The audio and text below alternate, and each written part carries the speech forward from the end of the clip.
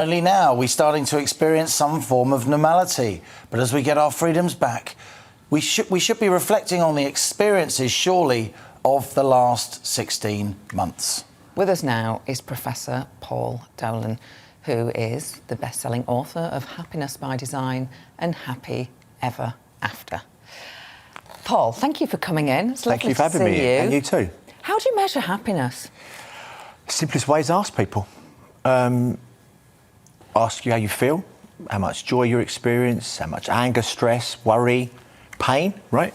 When we allocate healthcare, we often ask people how much it hurts, right? So we can actually get quite a lot of insight by asking people. So we do lots of surveys, lots of people over many years, and we can find out what things mostly affect how people feel. Paul, great to have you on this show. Another you, London accented guy, fantastic. You are a professor at the London School of Economics of Behavioural Science. I am. And you are one of the leading academics in the world, frankly, on this area of studying and measuring happiness.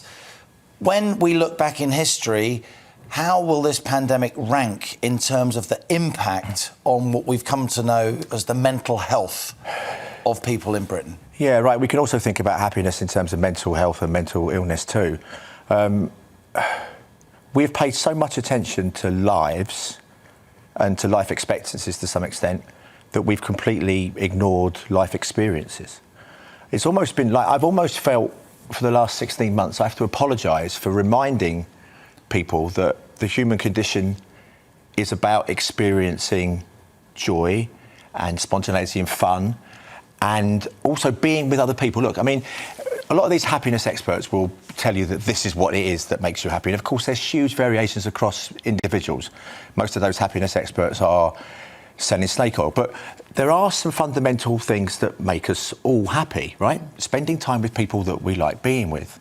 It not only makes us happy, it's good for our physiology as well as our psychology, right? If you were going to rank all of the interventions that would improve health, loneliness would be right at the top. Yeah. It's right up there, much higher than diet and exercise are.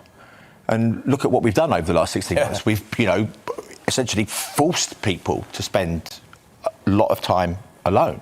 So even if you only cared about life expectancies and didn't even care about happiness, you would care about loneliness because it has a direct causal effect on how long people live. How do you recover from it? So if you have been made lonely, if it's affected your mental health, what we've been through over the last 16 months, as we start to open up, do you naturally ping back, or actually are the effects much more longer lasting? It's a very good question. Again, it's not a simple answer. I mean, so we are creatures of habit. We get used to doing stuff, and we're also lazy. That's part of the human condition. So we look for, these kind of habit loops. And so if you've got into the habit over the last year or more of not seeing people, of not being around other people, even if you know that might be good for you, it's going to be effortful for you to do it. I mean, anyone knows, even if we've all spent the odd day or two at home and we haven't spoken to anyone or seen anyone, it's an effort to leave the house, right? Let alone after a few weeks or months, right? So what we need to do is find ways in which the communities can come back together again, and sort of actively encourage people to participate, because our default position, or at least for many people, will be not to interact in the ways that they once did.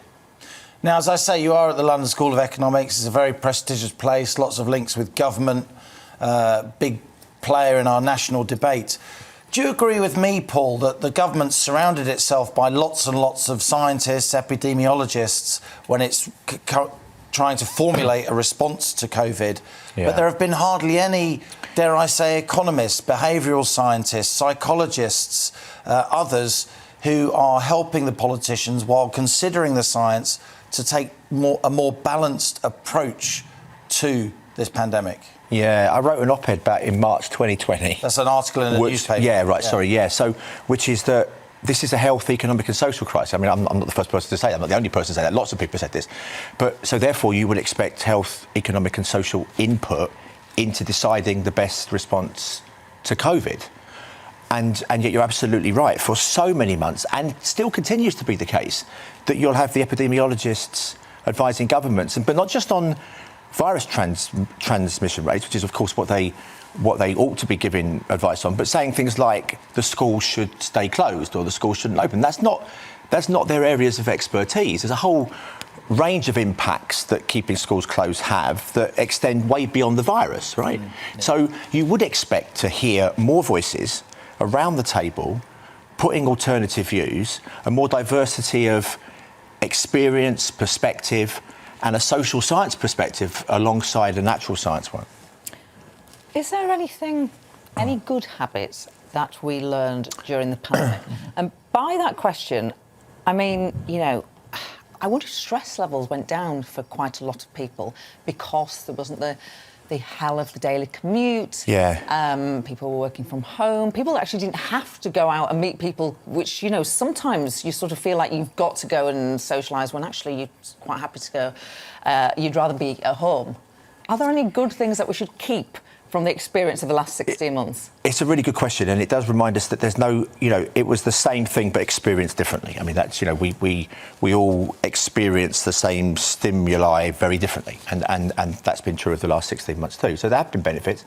I think a lot of people. One of the things I do want to say though is that a lot of the advisors, it really comes back to your point, Liam, around the government were probably people who themselves may not have lost out too much by lockdown measures. I mean, if you think about the kinds of people who were advising the governments were nearly always able to work from home in pretty nice houses mostly, I would think, on full salaries, full pensions.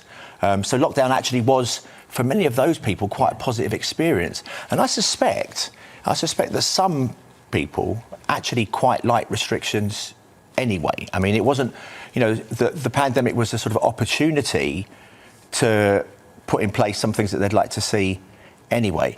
Leaving that to one side, in the general population, although that is quite a significant thing to leave to one side, in the general population, of course, there have been people whose lives have slowed down. The commute is actually, we know, there's actually quite a few papers on this, that commuting has quite a significant psychological effect on people, particularly women, actually, more so than men.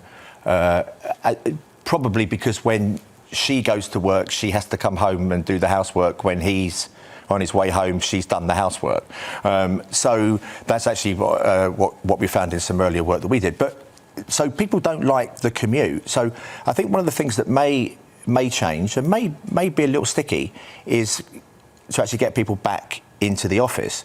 But then if we go back to where we started, that social interaction is really significant. So being in work isn't only being at work, right? We're in work obviously for work reasons, but also for the social interaction that will come from it. So I think in time we're going to see more people returning to the workplace than we might think will now.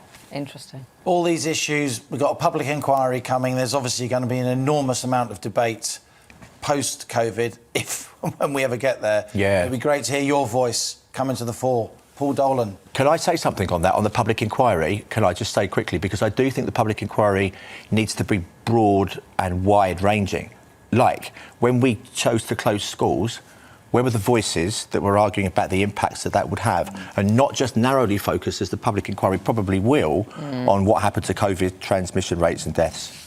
Paul Dolan, Professor of Behavioural Science at the LSE. Yeah. Really good to have you Yeah, on. looking Thank forward you so to seeing much. you Come back. again. Thank you. Definitely Thank come you very back. much. Thank Doesn't you. say it to everyone. No, I don't. No, no. Thank you. Thank you so much. Never said it, but yeah.